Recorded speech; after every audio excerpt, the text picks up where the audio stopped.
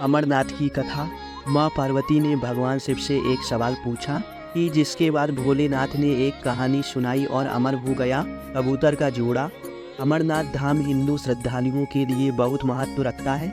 जम्मू कश्मीर की वादियों में स्थित अमरनाथ धाम जाने के लिए भगवान शिव के भक्त साल भर इंतजार करते रहते हैं। चार धाम की तरह भक्तगण इस पूजनीय यात्रा को जीवन में एक बार करने की इच्छा अवश्य रखते हैं। अमरनाथ यात्रा के बारे में कहा जाता है, यहाँ भोले की मर्जी के बिना भक्त नहीं पहुँच पाते हैं। जिसे भगवान शिव बुलाना चाहते हैं वही उनका दर्शन कर पाते हैं। अमरनाथ यात्रा हर साल जून जुलाई के महीने में शुरू होती है और इस साल भी यह यात्रा शुरू हो चुकी है। अमरनाथ की यात्रा बेहद रोमांचक है क्योंकि यह यात्रा धरती पर स्वर्ग की जैसी है। हिमालय की गोदी में स्थित अमरनाथ हिंदू का सबसे ज्यादा आस्था वाला पवित्र तीर्थ स्थल है। अमरनाथ की पवित्र गुफा में बर्फ से शिवलिंग का बनना है प्राकृतिक। हिम से बनने के कारण इसे हिमानी शिवलिंग या बर्फानी बाबा भी कहा जाता है। भगवान शिव ने बताया अमर होने का रहस्य। अमरनाथ हिंदी के दो शब्द अमर अर्थात अनश्वर और नाथ अर्थात भगवान को जोड़ने से बनता है। एक पौराणिक कथा के अनुसार जब देवी पार्वती ने भगवान शिव से अमरत्व के रहस्य को प्रकट करने के लिए कहा, जो वे उनसे लंबे समय से छुपा रहे थे, तो ये रहस्य बताने के लिए भगवान शिव पार्वती को हिमालय की इस गुफा में ले गए। यही भगवान शिव ने देवी पार्वती को अमरत्व का रहस्य बताया। पुराणों में वर्णित है, एक बार माता पार्वती ने भगवान शिव से पूछा, आप अजर अमर हैं और मुझे हर जन्म के बाद नए स्वरूप में आकर फिर से वर्षों की कठोर तपस्या के बाद आपको प्राप्त करना होता है। मेरी इतनी कठोर परीक्षा क्यों और आपको कंठ में पड़ी ये नरमुंड माला तथा आपके अमर होने का रहस्य क्या है? भगवान शिव ने माता पार्वती से एकांत और गुप्त स्थान पर अमर कथा सुनाने को कहा, जिससे कि अमर कथा कोई अन्य जीव ना सुन पाए, क्योंकि जो कोई भी इस अमर कथा को सुन लेता है वह अमर हो जाता है। पुराणों के मुताबिक शिव ने पार्वती को इसी परम पावन अमरनाथ की गुफा में अपनी साधना की अमर कथा सुनाई, जिसे हम अमरत्व कहते हैं। कहते हैं कि भगवान भोलेनाथ ने अपने सवारी नंदी को पहलगाम पर छोड़ दिया, जटाओं से चंद्रमा को चंदनबाड़ी में अलग कर दिया और गंगा जी को पंचतरणी में तथा कंठाभूषण सर्पों को शेषनाग पर छोड़ दिया।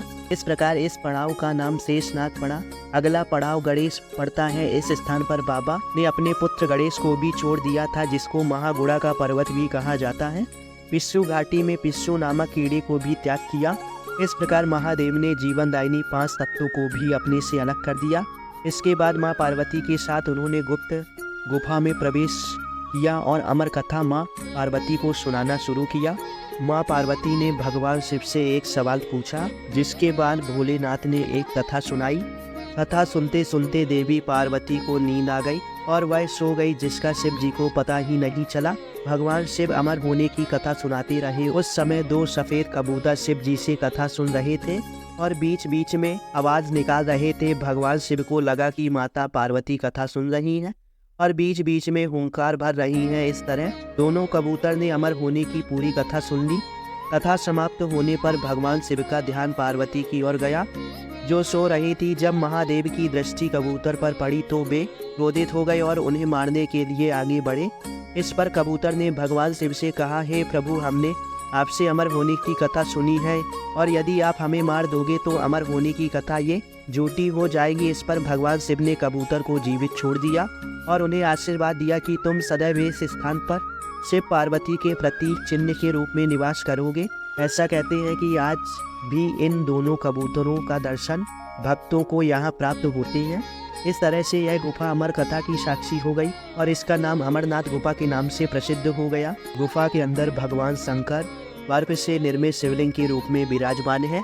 पवित्र गुफा में माँ पार्वती के अलावा गणेश के भी अलग से बर्फ से निर्मित प्रतिरूपों के दर्शन किए जा सकते हैं।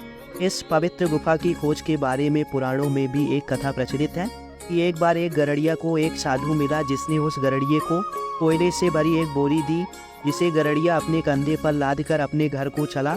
घर आकर उसने बोरी खोली तो यह आश्चर्यचकित हुआ, क्योंकि कोयले की बोरी अब सोने के सिक्कों की हो चुकी थी। इसके बाद वह गरड़िया साधु से मिलने व धन्यवाद देने के लिए उसी स्थान पर गया जहाँ पर साधु से मिला था, परंतु वहाँ उसे साधु नहीं मिला, बल्कि उसे ठीक उसी जगह पर एक गुफा दिखाई दी। गरड़िया जैसे ही उस गुफा के अंदर गया तो उसने वहाँ पर देखा कि भगवान भोले शंकर बर्फ के बने शिवलिंग के आकार में स्थापित थे। उसने वापस आकर सबको ये कहानी बताई और इस तरह भोले बाबा की पवित्र अमरनाथ गुफा की खोज हुई।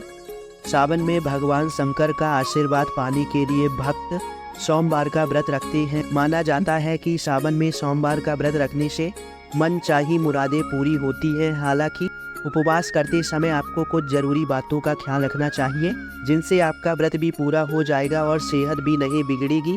आइए जानते हैं इस लेख के माध्यम से। सावन की सोमवारी का महत्व क्या होता है, यह बताने की ज़रूरत नहीं है। भगवान शंकर की असीम कृपा पाने के लिए भक्तजन सावन के हर सोमवार को उपवास रखते हैं और भोलेनाथ को जल और बिल्व पत्र अर्पित करते हैं। हालांकि नीलकंठ को प्रसन्न करने के लिए रखे व्रत के दौरान आपको कुछ खास बातों का ख्याल रखना चाहिए, जिससे आप भगवान शिव की पूजा भी कर सकें और आपकी सेहत भी ना बिगड़े। अक्सर लोग उपवास वाले दिन व्रत खोलते समय कुछ तला भुना खा लेते हैं, लेकिन आपको बता दें कि ये बिल्कुल सही नहीं है। ऐसा करने से आपको गैस और एसिडिटी की समस्या हो सकती है, इसलिए तले भुने खाने से परहेज करें। इनकी जगह साबूदाना की खीर और सीरा जैसी चीज़ें खा सकते हैं। हमारे YouTube चैनल से जुड़ने के लिए हमारे YouTube चैनल को सब्सक्राइब कीजिए, जिससे धार्मिक और आध्यात्मिक कहानियाँ आप तक पहुँच सके।